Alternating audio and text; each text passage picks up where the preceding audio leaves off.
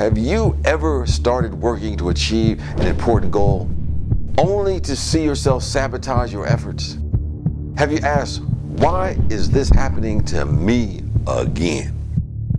If so, it's critical to know the steps you must take to eliminate such self-sabotaging behavior so that you can get what you truly want in your life and not just settle for what you think you can have.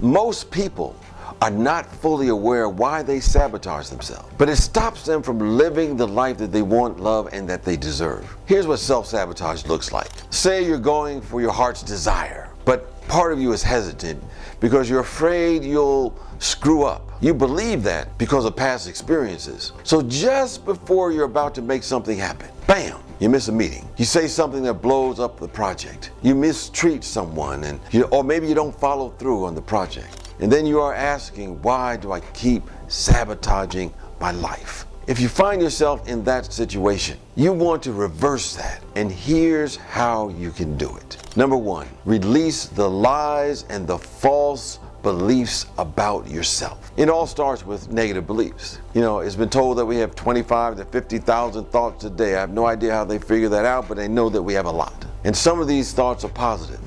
Others, not so much. So if you say, oh, if I try, I'll probably bomb, or I'll mess up, it becomes a self-fulfilling prophecy because your current thoughts are a preview of the future, because self-defeating thoughts with energy lead to actions that stop the manifestation of our dreams. Now, we're often not conscious of those thoughts. We're not conscious of those thoughts that lead to self-sabotaging behavior. And we may ask, why does it happen to me again? To stop this from happening again, the first thing you have to do is become aware. You have to become conscious. You have to become awake as to what's going on. And you ask, well, how can we do that? Well, it happens through self-reflection. We have to observe our thoughts, observe our thinking. And one way to bring awareness of our thoughts is through what someone called morning journaling, or others have called morning pages. Julia Cameron wrote a book, The Artist's Way. She talks about that in her book. And basically, the first thing in the morning, you write down whatever comes to mind. Whatever comes up, let it come out and put it on a piece of paper. And this will bring the unconscious thoughts to the surface. Now, a lot of these thoughts, when they come up, you'll be surprised because they're not serving us.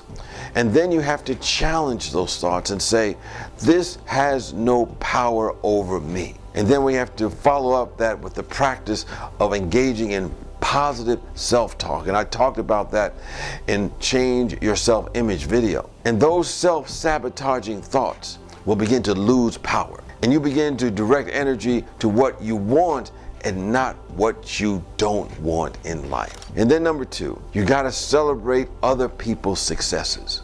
This is the way to stop sabotaging yourself and create that life that you really deserve. Celebrate other people's success. Because here's what happens. When you celebrate other people's success, you keep that energy.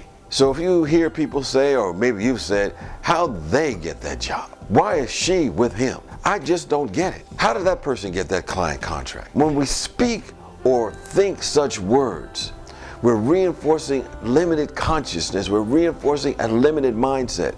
Successful and confident people have no problem celebrating other people who do well. They're not envious.